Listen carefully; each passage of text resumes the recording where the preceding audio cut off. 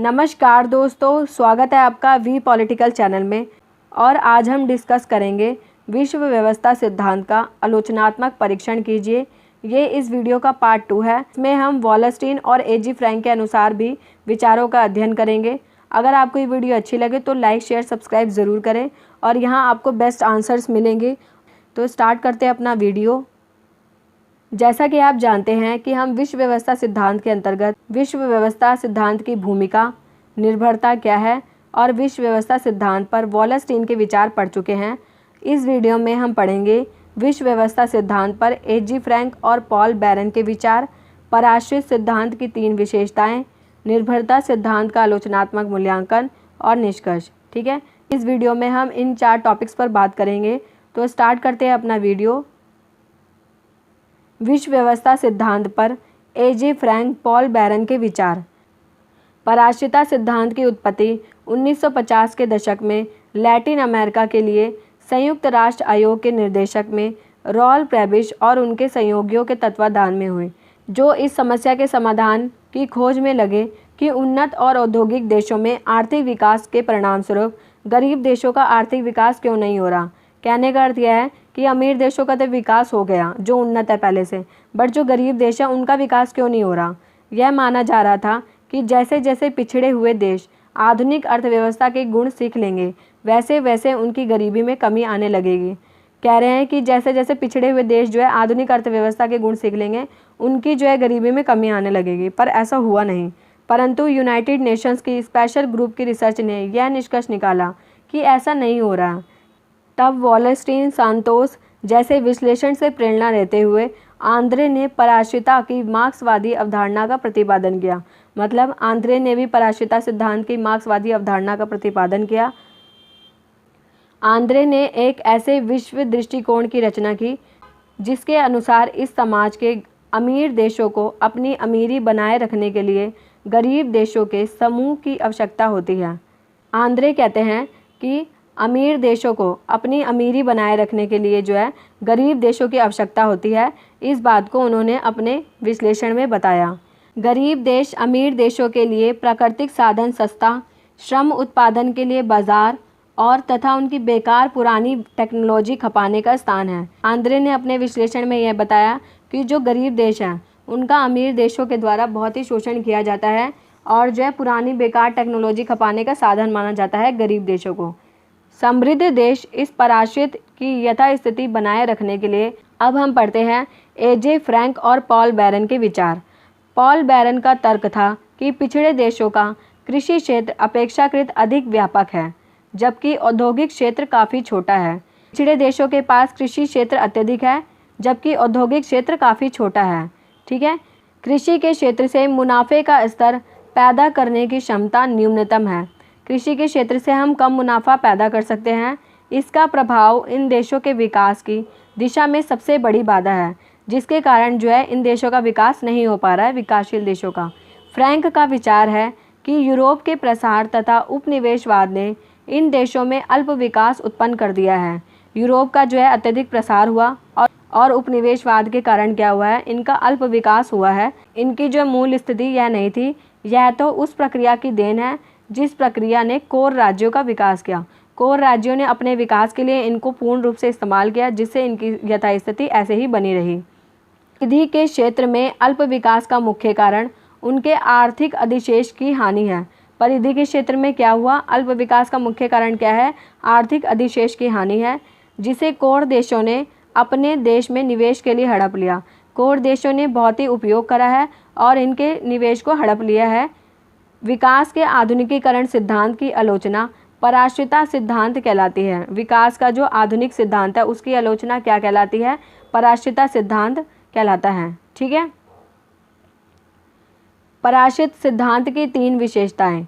सबसे पहले, पराश्रित एक अंतर्राष्ट्रीय व्यवस्था है जहां 2 प्रकार के देशों के समूह हैं। देशों के समूह को केंद्र परिधि, प्रधान या आश्रित, महानगरीय नाम दिया जाता है। ऐतिहासिक दृष्टिकोण से प्रधान देश पश्चिम के विकसित औद्योगिक देश रहे हैं। प्रधान देश कौन से हैं, जो पश्चिम के विकसित और औद्योगिक देश हैं, जबकि आश्रित लैटिन अमेरिका, अफ्रीका और एशिया के पिछड़े देश हैं। ठीक है, पराश्रित देशों की आर्थिक गतिविधियों में विदेशी प्रभाव निर्णायक होता है। जो पराश्रित देश होते हैं उन पर विदेशी प्रभाव जो है निर्णायक होता है। इस विदेशी प्रभाव के रूप में बहुराष्ट्रीय कंपनियां, संचार साधन, विदेशी सहायता अथवा अन्य कई साधन हो सकते हैं। विदेशी प्रभाव के रूप में या तो बहुराष्ट्रीय कंपनियां हम पर राज कर रही हों, जैसे भारत पर कर रही है, या संचार साधन या विदेशी सहायता, कोई भी साधन हो सकता है जिससे वह हम पर कब्जा करते हैं, जिनके माध्यम से औद्योगिक देश आश्रित देशों में अपने हितों का प्रतिनिधित्व करते हैं, मतलब अपने हितों को बढ़ावा देते हैं। प्रधान तथा आश्रित देशों में संबंध असमान प्रतिमान पर आधारित होते हैं। असमान संबंध होते हैं प्रधान और आश्रित देशों में। पराश्रित एक गहन ऐतिहासिक प्रक्रिया है जिसकी जड़ें पूंजीवाद के अंतःकरण में है। पूंजीवाद के अंतःकरण में इसकी जड़ें मौजूद है। यह निरंतर चलने वाली प्रक्रिया है। जो यह पराश्रिता का सिद्धांत है, यह निरंतर चलने वाली प्रक्रिया है, ठीक है। और इसकी जड़ें कहाँ पर मौजूद है? पूंजीवाद में। तभी विकसित या विकासशील या उत्तर दक्षिण भेद उत्पन्न हुआ है। अब हम बात करेंगे निर्भरता सिद्धांत का आलोचनात्मक मूल्यांकन। आलोचक यह कहते हैं कि निर्भरता सिद्धांतकार निर्भरता तथा निम्न स्तर विकास की प्रकृति का स्पष्ट विश्लेषण करते समय एकमत नहीं है। निर्भरता जो सिद्धांत की बात करते हैं वह इस पर एकमत नहीं है। वह निर्भरता संबंधों का विश्लेषण, इसकी समाप्ति के लिए साधनों तथा इसके विचारों के सुझाव के संबंध में अलग अलग विचार करते हैं। इसकी समाप्ति के संबंध में अलग अलग विचार रखते हैं। निर्भरता सिद्धांत एक सिद्धांत न होकर कई विचारों का समूह है। निर्भरता सिद्धांत क्या है? एक विचार न होकर कई विचारों का समूह है, क्योंकि सभी जो है इस पर अपने अलग अलग विचार रखते हैं।